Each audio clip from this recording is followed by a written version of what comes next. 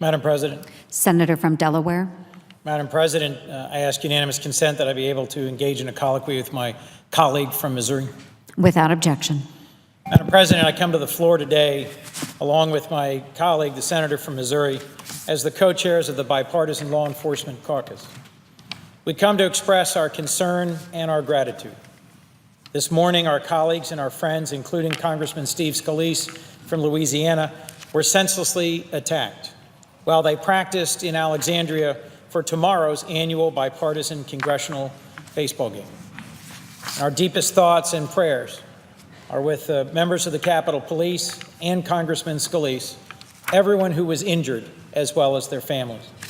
While we still don't know all the details of this morning's events, one fact is clear.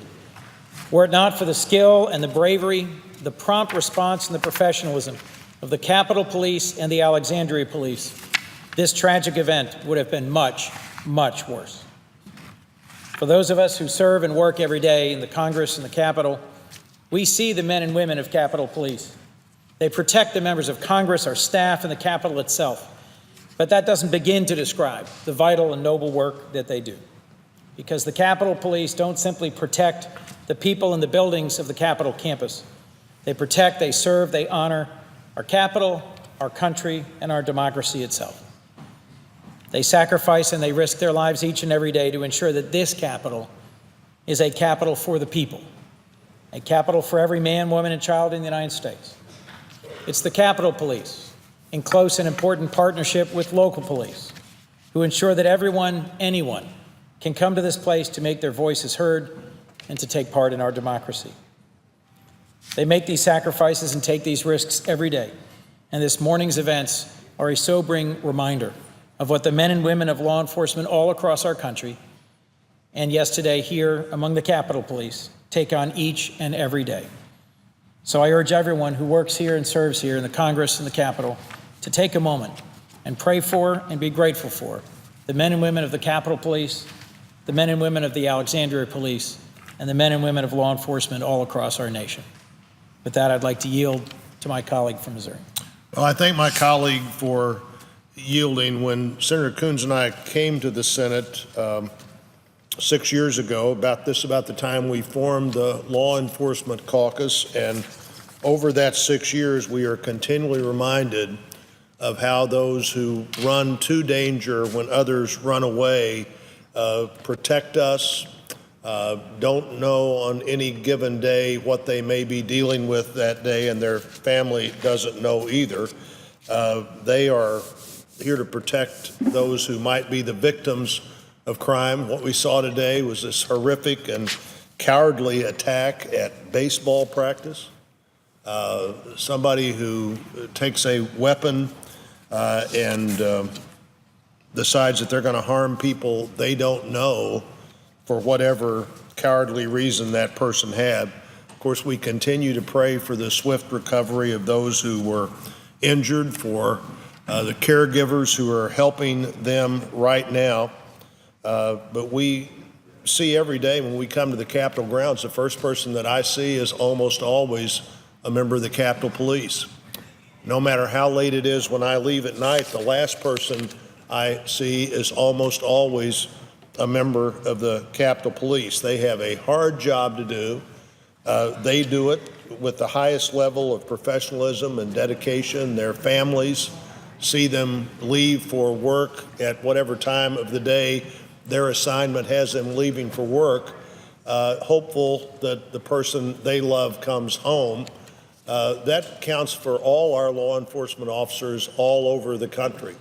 The law enforcement officers, other first responders who rush into dangerous situations not knowing what could be there. You know, we were very fortunate today as we had our members of Congress were there, members of the House, members of the Senate, people who were volunteering to make that game work the way it needs to work, to have a bipartisan annual event to look forward to, but also to always use that event to raise money for charity.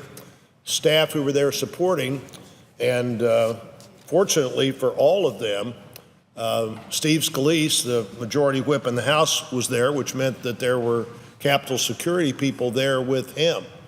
Hard to imagine what might have happened if they hadn't been there. The Alexandria police would have done a great job and gotten there as quickly as they could, but having those people who are committed to provide for the safety of members of Congress, people who are visiting the Capitol, people who are in the area of the Capitol when anything might happen. And over again, Senator Coons and I and others have seen Capitol Police have to step forward.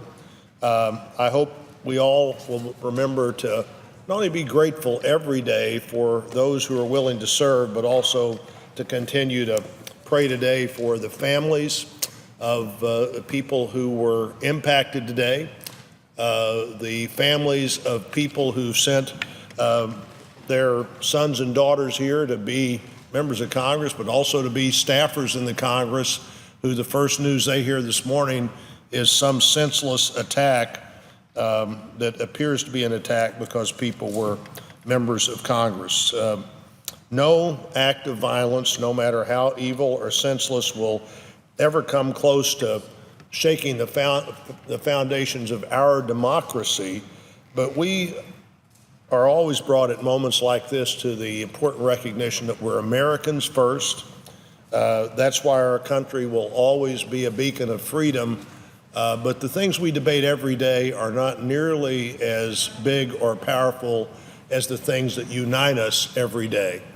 And moments like this bring that sense of unity and concern and commitment to maintain a society that is free and secure, and a greater appreciation for those who spend all day, every working day, with that as their principal obligation, and we owe them a great debt of gratitude.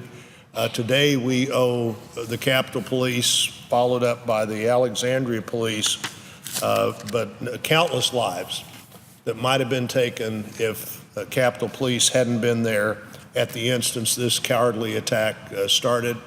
And so once again, Senator Coons and I are reminded of how important it is that the Law Enforcement Caucus really, truly respect those who serve and the families of those who serve. And Senator, I'm glad to yield back to you for a final comment. I just thank my colleague for the chance to work together to lift up in a bipartisan way the men and women of law enforcement, to express our prayers and our gratitude to the men and women of law enforcement, the Alexandria Police, and everyone who serves our entire nation and helps keep it safe and secure.